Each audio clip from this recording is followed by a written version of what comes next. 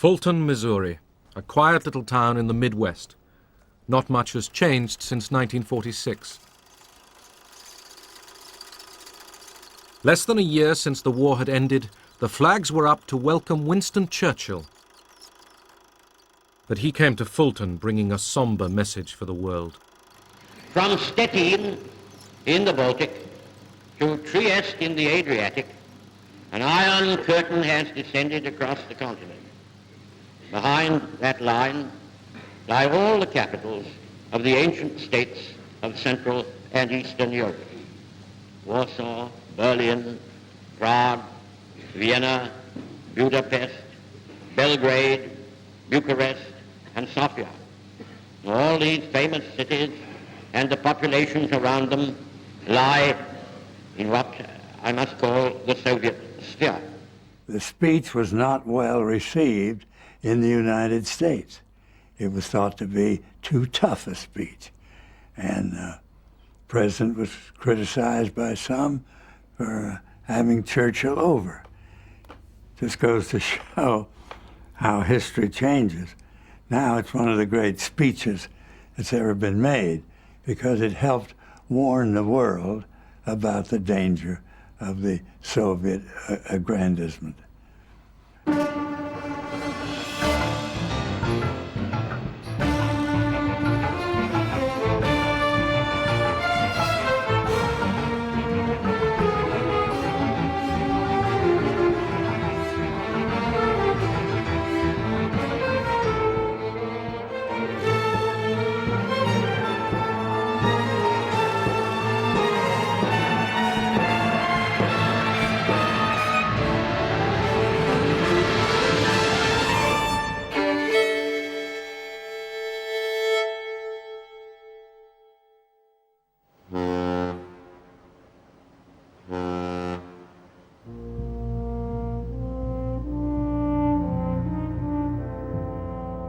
Back from overseas came the Americans.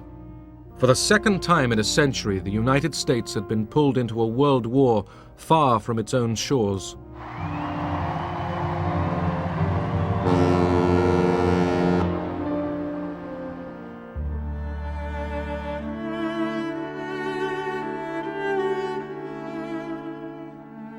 "300,000 Americans never came home.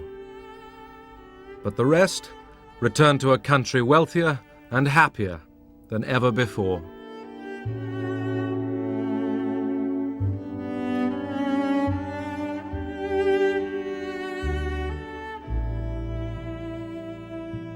I sort of eased back into contentment. I said, gee, this is wonderful.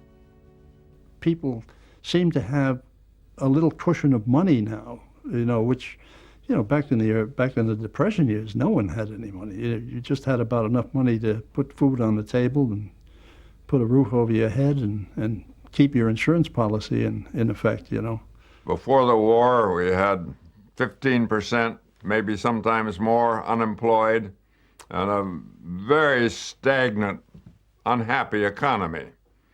And the war production of munitions, production of armaments, put enormous sums of money into the economy, put millions of people to work, not only men but women, Rosie the Riveter, and we emerged from the war with virtual full employment.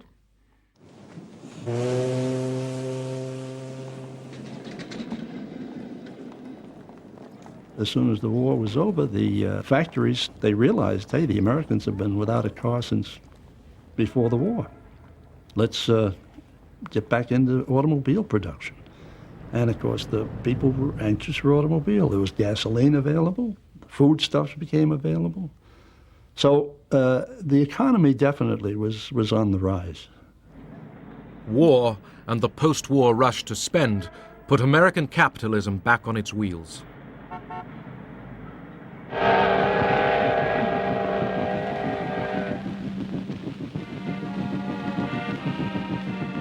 In the first summer of peace, the Soviet soldiers rode home. They were awed to find themselves still alive. До Москвы уже совсем недалеко. Поезд идет из столицы Германии. И вот он, счастливый час. Здравствуй, родная Москва!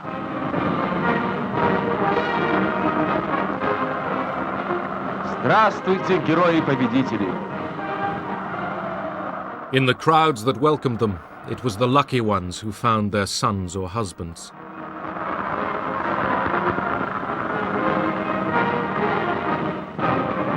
Some 27 million Soviet civilians and soldiers did not live to see this day.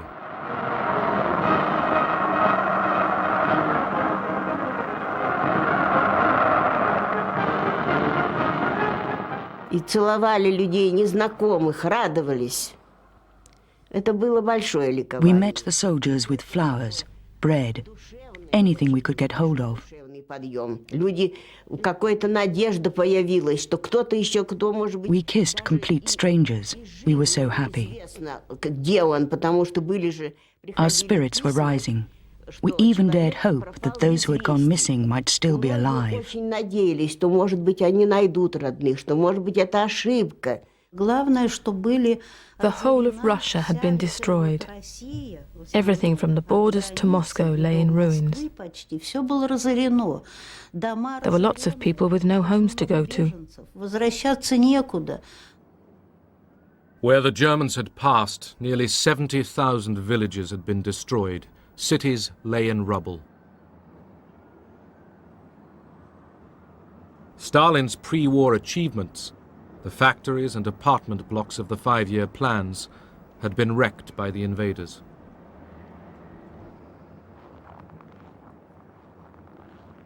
То, что было до войны, как будто бы и неплохо. Things which before the war hadn't seemed too bad were completely destroyed. Люди жили в погребах, в подвалах, в ямах. People were living in ruins. Такие страдания, It's impossible to describe the suffering. невозможно описать. Это только You can only understand it if you've lived through it and seen it with your own eyes. когда это увидел своими глазами.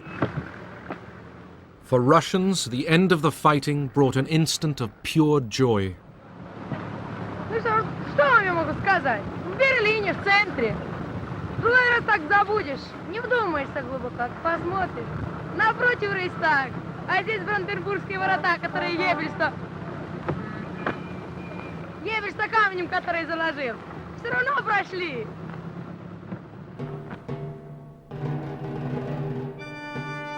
Berlin, the final battlefield.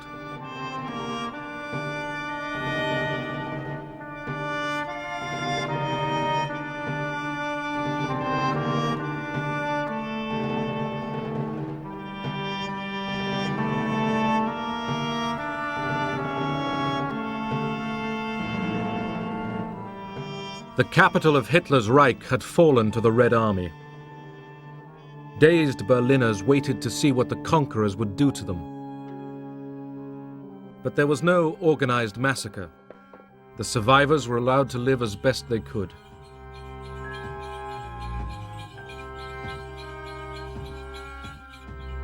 Stalin even ordered his troops to feed the Berliners, but the soldiers looted homes, and all over the city they hunted down women.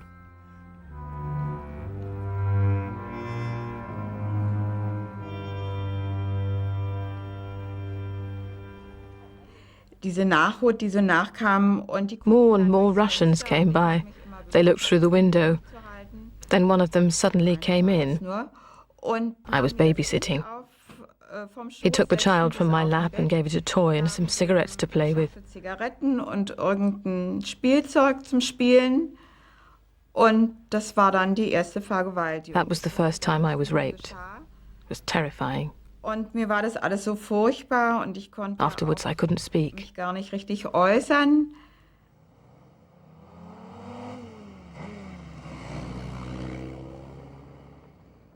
Stalin's police chief Beria and foreign minister Molotov tour Berlin.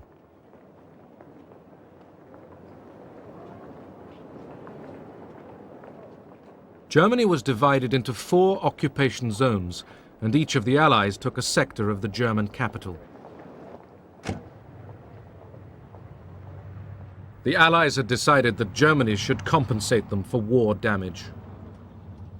Marshal Zhukov said, "We have fought long and hard. We've captured Berlin. We have the moral and legal right to take out as much as possible in reparations. We don't know what the future holds."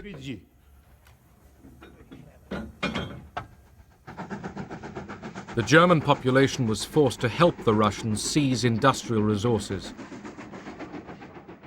Not just machines, thousands of craftsmen and scientists were kidnapped and taken to the Soviet Union.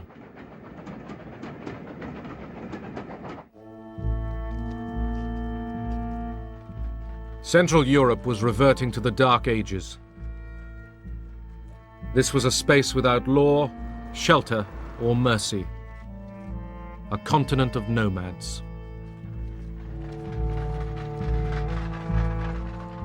Millions of people uprooted by the Nazis were struggling home.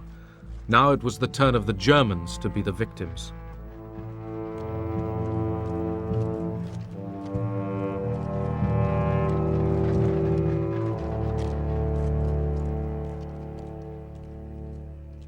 From the Mediterranean to the Baltic, the victors were shaping Europe in their own image.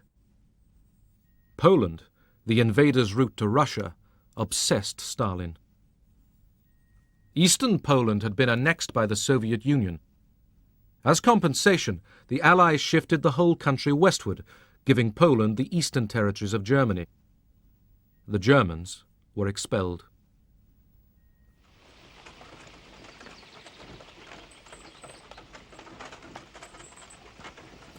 Poles, whose own homelands had been seized by the Soviet Union, now took over German farms and houses.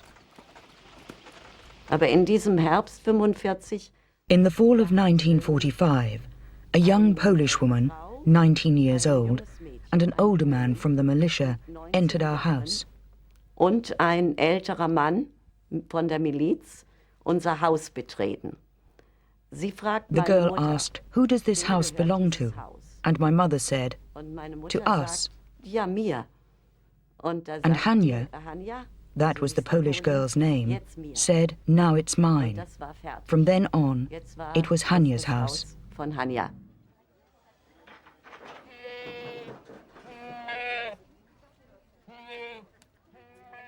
Morgens 6 Uhr 6 in the morning, the militia came and banged the butts of their weapons against the door. und sagen raus. Out. Und jetzt, da habe ich als Even Kind though I was gemerkt, only a child, auch I knew als this Kind, was ich weiß it. es ganz genau. Jetzt ist es echt. From all over Europe, some 12 million Germans were expelled from lands they had lived in for centuries.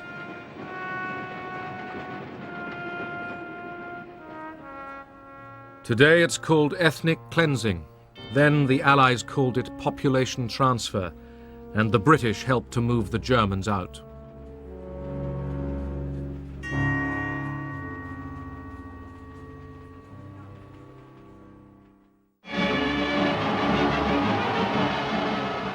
Victory in London.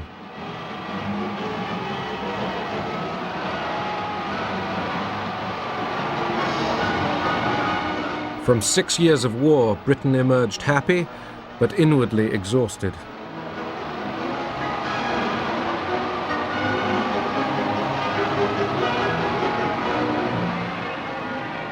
For the moment, people cheered for king and empire as if nothing had changed or ever would.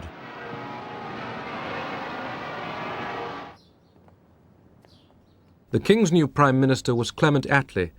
The British voters had swung leftwards, and Churchill was out. In foreign policy, the new Labour government held tightly to the American alliance. Ernest Bevin, the new Foreign Secretary, was a trade union veteran who mistrusted communists. He had backed Churchill's intervention in the Greek Civil War. British interests were at stake here. The concern was that the conflict might threaten Britain's oil route from the Middle East through the Mediterranean.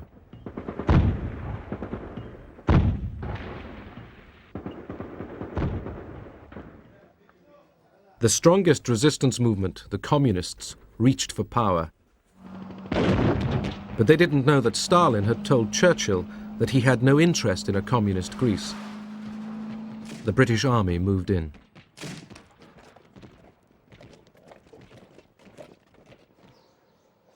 The Civil War was long and cruel.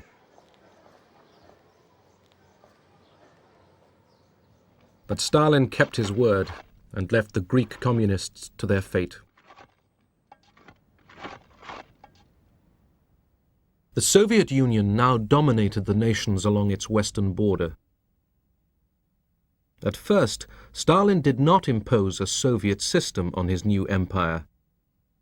Instead, he built up pro-Soviet coalition governments, but the communists made sure that the police and security were in their hands. The Yalta Conference had given Russia control of Central Europe. We knew perfectly well what the Russians interpreted as democracy and all that, but then we were allies fighting a war together. We couldn't very well say to Stalin, now we are going to write down our interpretation of Western democracy and you've got to sign up and say this is your interpretation. It wasn't possible. We began to receive cables from American representatives in what we were all later to call the satellite countries on the behavior of Soviet troops with respect to the people of Poland, of Bulgaria, Romania, Yugoslavia, and so on. So trouble was in the air. What would happen is that such and such a prominent member of the Peasant Party of Bulgaria would be kidnapped, simply would disappear. Or other figures who were not acceptable for inclusion in the People's Democratic new regimes would be disappeared.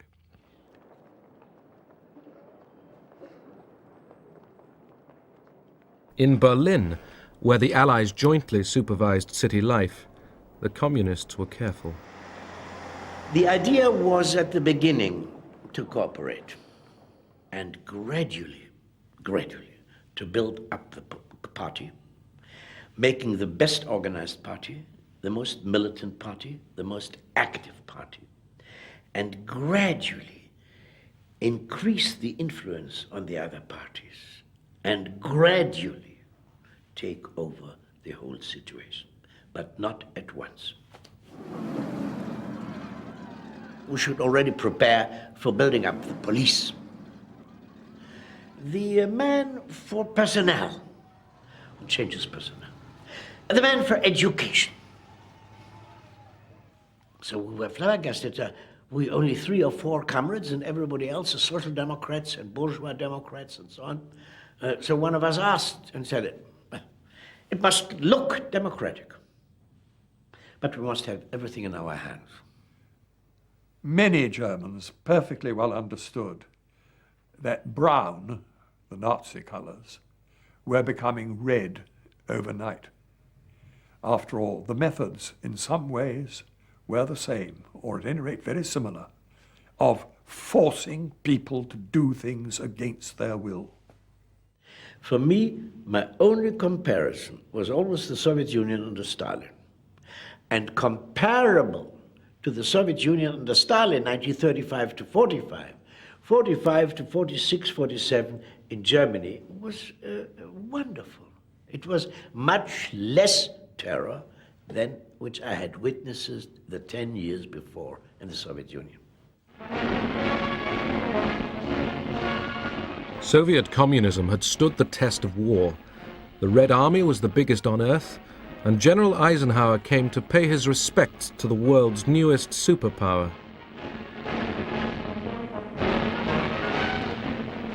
But Stalin feared encirclement by the capitalist powers. At home, he watched for treachery. Those who had been taken prisoner by the Germans and seen a glimpse of the West might become disloyal. They were being arrested in thousands. The Americans knew what was going on. We had a maid whose husband was a prisoner of war. When he finally was repatriated and came back, it was this great reunion. Life was wonderful again. The family was reunited. 6 months later, He was arrested because he had been a German prisoner of war.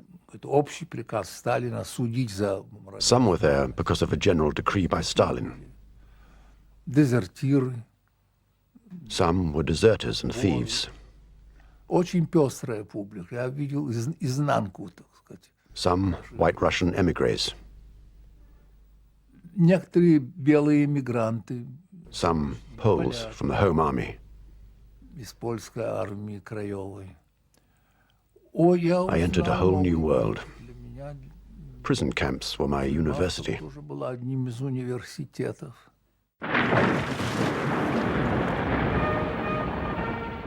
Poland. In the wreckage of Warsaw, the Poles began to clear the ruins.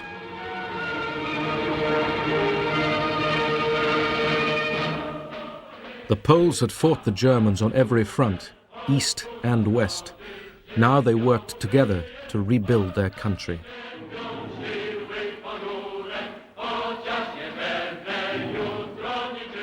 Some loathed the new semi-communist government tied to Moscow, but others found reasons to accept it and live with it. The most important thing for me was for my mother and sister to come from Siberia, and for us to begin rebuilding the country. We also needed to secure our borders, which were seriously threatened. Staying in the army gave me that chance.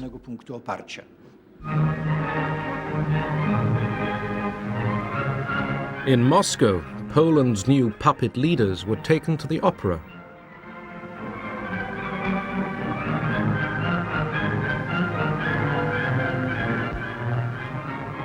The Poles agreed to a close alliance with the Soviet Union.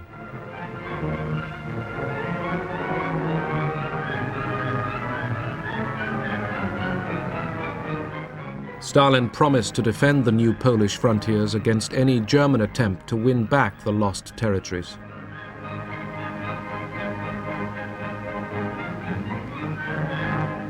Stalin was at the zenith of his power. His colleagues felt terror in his presence.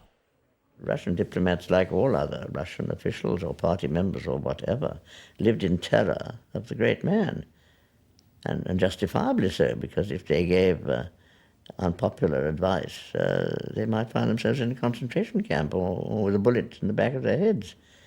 It wasn't very easy to give good advice to Stalin if it was unpalatable.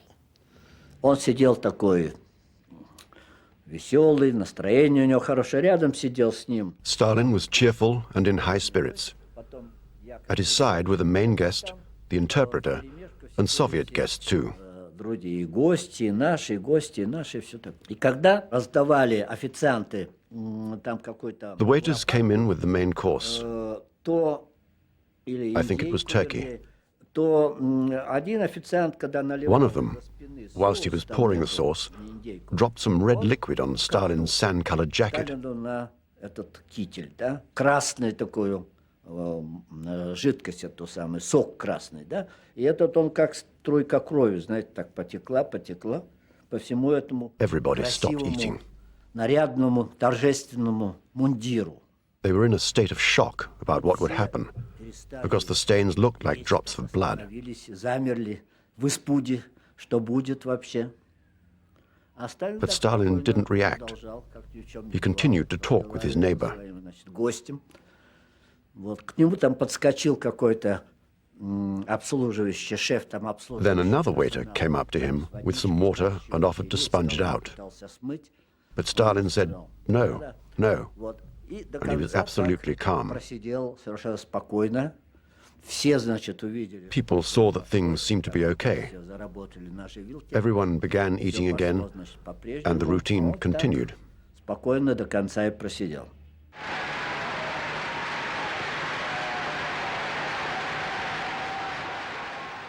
To mark the Soviet elections, Stalin made a grand appearance.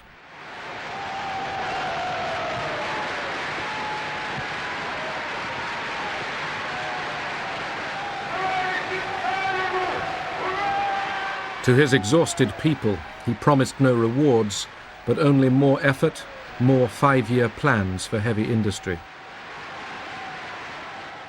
Then, in cloudy words, he warned that capitalism and imperialism made future wars inevitable. Did this mean war between the Soviet Union and the West? Abroad, alarm bells rang. I read the speech with care and interpreted it as being a delayed declaration of war against the United States. Wasn't any doubt about it if you read the text carefully, what he was talking about. The speech was interpreted in the West as no less than a prediction of World War III.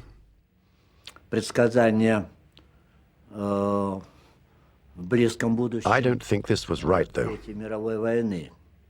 Но я думаю, что это вряд ли правильно. Во всяком случае, Stalin didn't say anything new or different in that speech. Сталин не сказал. He said what he had always believed, that with imperialism and capitalism, war was inevitable. С империализмом, с капитализмом неизбежно. What the Russians were thinking in terms of was that, and I think Stalin thought in these terms, was that communism was one day going to rule, be the dominant ideology in the world, and all countries gradually were going to become communist.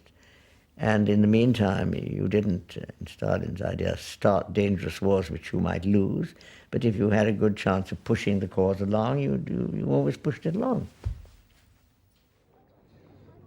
Stalin had relaxed his dictatorship during the war, but now he was tightening it once more.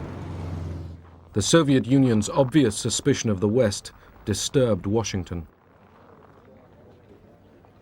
An American diplomat in Moscow, George Kennan, was asked what he thought was going on. When they finally sent me a telegram expressing their astonishment and concern because the Russians were dragging their feet about joining the International Bank, I thought, well, for goodness sake, I can't answer that in one question. They're going to have to give me space. And I sat down and tried to give a picture of this government as it emerged from the war. One of the strengths of Kennan was his awareness that the Russia in which we were living, Stalin's Soviet Russia, communism, people called it, actually drew in very many ways upon the Russian past. I had to go right back to page 1 and to try to tell them things that I felt they'd forgotten during the war. This all hangs together with this whole question that this was the same group of people who had dealt with Hitler, had tried to deal with Hitler at our expense, and never had changed their views about us. Kennan's Moscow embassy cable became history, an 8,000-word prophecy that the Soviet Union was in the mood to expand across the world and must be contained. The day that telegram was drafted, I unfortunately or fortunately had the night duty at the code room and was rather perturbed about it because I happened to have a very heavy date that night. There was a dance at one of the other embassies, and I wanted to get out as early as possible. About 6:30 or 7, George comes walking in with this 6-part cable, which he wants to send out. And I took a look at it and I said it was nice, but let's not send it out. Let's wait till tomorrow. And I tried to talk him into not sending it. He said, Washington wants it, they're going to get it, and you stay here and do it. Kennan's telegram alarmed Washington. Days later, its message was reinforced when Churchill arrived in the United States as President Truman's guest. They began to get to know each other. Our president, said to Mr. Churchill, I will be on this trip quite a while, and I would be glad if you would call me Harry.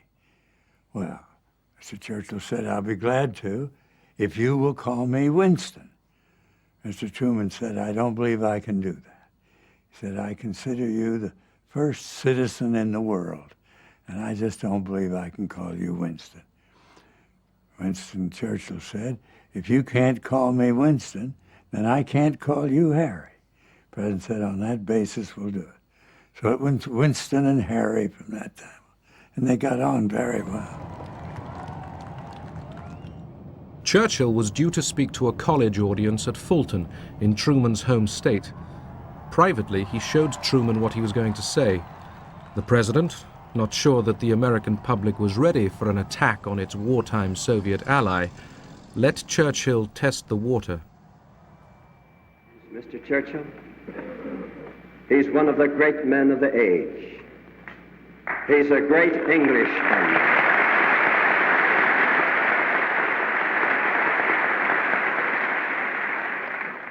He's a great Englishman, but he's half American.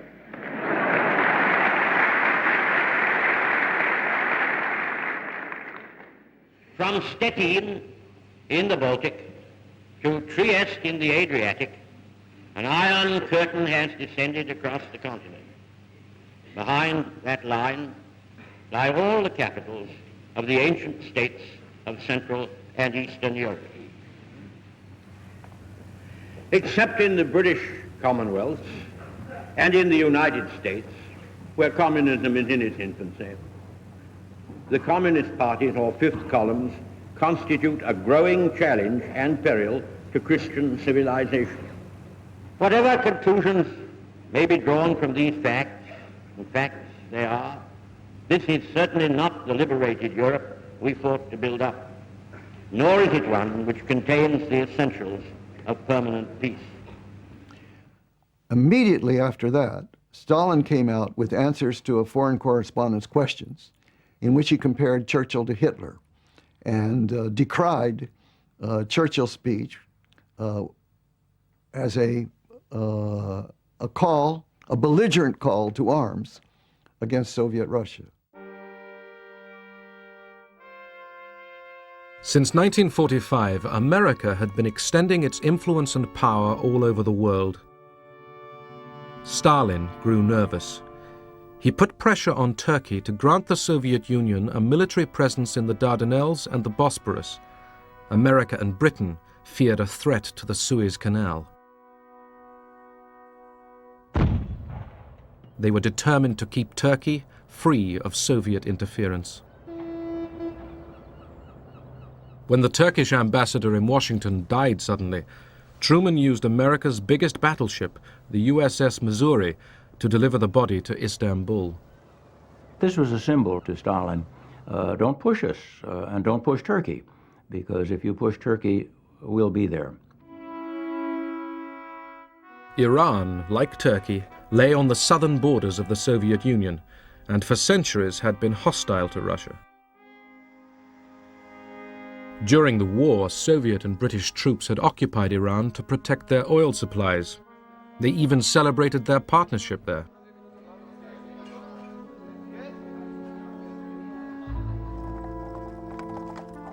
The old Shah, thought to be pro-German, was dethroned and replaced by his son, Mohammad Reza Pahlavi.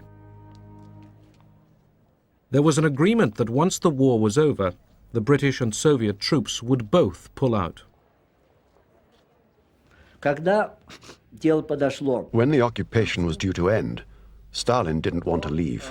У Сталина охоты уходить из Ирана не было. Он, так сказать, He wanted to stay on. и задержаться бы еще. И тут, конечно, This created problems. всякого рода сложности. There was lots of pressure put on us. Конечно, нажим был Pressure from the British. англичан большой. And in fact, the Soviet Union had no legal right to stay there. Таких легальных, законных у Советского Союза не было. Iran presented the Security Council of the newly founded United Nations with its first crisis. That's Mr. Gromyko proposing to the Security Council that the hearing of the Persian case should be postponed. The Soviet Union tried to prevent further discussion. They lost. Mr. Gromyko and the other Russians then walked out. Their dramatic exit seems to have caused no obvious reaction at the time, though we can imagine what most of those present were thinking. One good thing, however, emerges from this incident. The Security Council had stood its ground. 6 weeks later, Stalin ceremonially withdrew his forces from Iran. But Truman, shaken by his behavior, suspected that Stalin was aiming at world domination. He said, I want to be in position to document our concern. Go back over the recent agreements and list one by one the violations in which the Soviets have engaged. I was then Mr. Clifford's assistant, and he turned the task over to me. We talked about it a bit, and I said, well, it seems to me that that's only scratching the surface, a list of agreements broken. There are much more fundamental problems in our relations with the USSR than that. So let's go at it in a somewhat broader way. We spent weeks on it then, interviewed most of the top officials in the United States. There was absolute unanimity in all of the agencies concerned as to the nature of problems we had and the kind of response we were going to have to make. We ended up the report by saying, the policy of our country should be set and clearly set. The Soviet Union constitutes a real menace to freedom in this world. Freedom in Europe, freedom in the United States. So we must prepare for it. The Clifford-Elsie report was kept secret.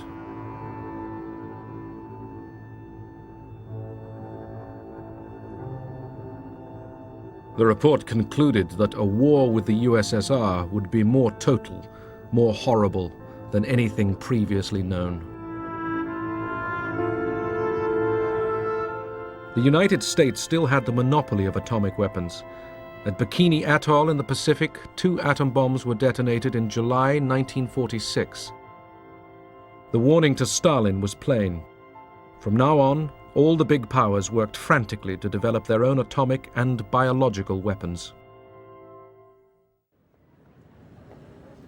At the Paris Conference of Foreign Ministers, Molotov was determined to maintain joint Allied control of Germany. But his American counterpart, Secretary of State Burns, wanted Germany to pay no more reparations.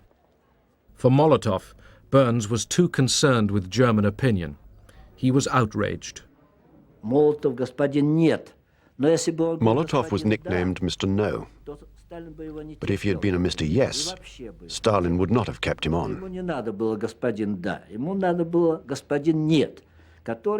Stalin needed a Mr. No, someone capable of finding out the maximum information about the other side's position. Molotov would squeeze the other side to its absolute limit. When he had totally exhausted these methods, it was Stalin's turn. He would come back and resolve matters with a friendly smile. It was at Paris that the wartime alliance began finally to break up. The Americans and the British were impatient to develop stable economies in their zones of Germany without Soviet interference.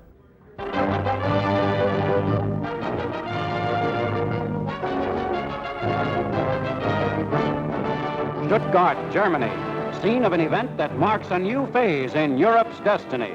Secretary of State James F. Burns is here to set forth the policy of the United States on Germany, a speech widely interpreted as marking the end of America's appeasement of Russia. Burns tells the Germans and the world, it is not in the interest of the German people or in the interest of world peace that Germany should become a pawn or a partner in a military struggle for power between the East and the West. I listened to the Burns-Stuttgart speech with marked approval because, in fact, I had written most of it. And those of us who worked on it, and Burns, were not thinking in anti-Soviet terms. The American people want to return the government of Germany to the people of Germany. The American people want to help the German people to win their way back to an honorable place among the free and peace-loving nations of the world. In 1945, the Allies had approved Poland's annexation of Germany's eastern provinces up to the Oder and Neisse rivers. But now Burns suggested that the new frontier was unfair to Germany and might be changed. It was a shocking statement. It made us think that our western border was being questioned by the Germans and by other Western countries. Jest I będzie kwestionowana przez mocarstwa zachodnie, przez Niemcy. It was one of the most important things that strengthened our ties with the Soviet Union. Umacniał nasze sojusznicze stosunki ze Związkiem Radzieckim. More pictures have arrived from Moscow. They show the everyday scene in the Soviet capital's famous Red Square.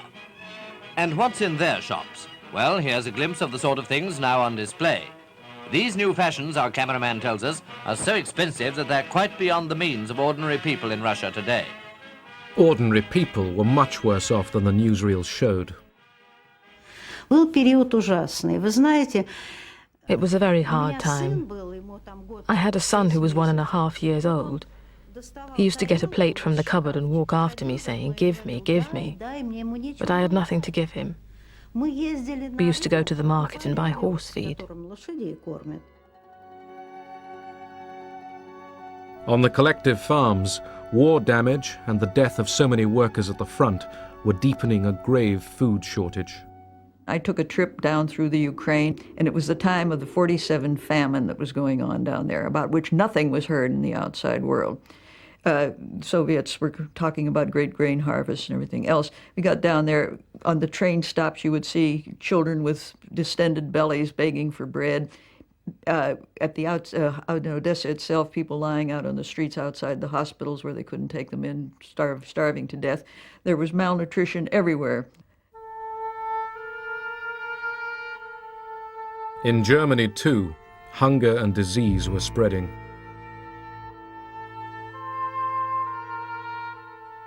The nightmare of the Western Allies was that poverty would drive the Germans towards communism.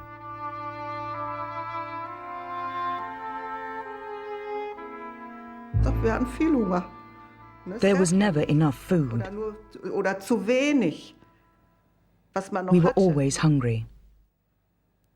In those days, we went on scavenging trips. We went to farmers and begged. Sometimes we got something, other times nothing.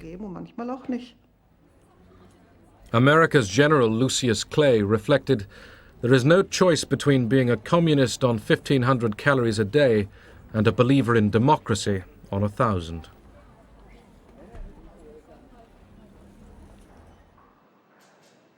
Aid to Germany cost Britain over $1 million a day.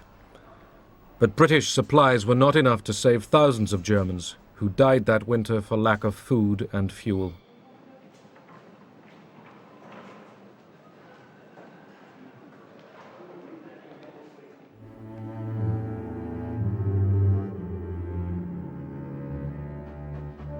Britain, too, was weakening. The fierce winter of 1946-47 brought industry to a standstill. The country's economy, undermined by 6 years of war, began to seize up. Coal ran out, electricity failed, and food rationing grew even tighter. You know, people forget again, we never had bread rationing during the war. We had bread rationing after it. And that was because we were pouring wheat into Germany to prevent mass starvation there. That was a bad winter altogether. It was cold and the crops were bad. People were unhappy. And the communists were making strenuous gains here, there, and the other place, particularly in Italy and in France, but also in Germany.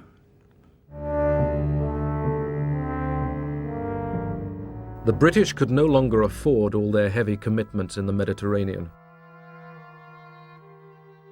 They told the Americans they intended to pull out. The message came, and it was flat.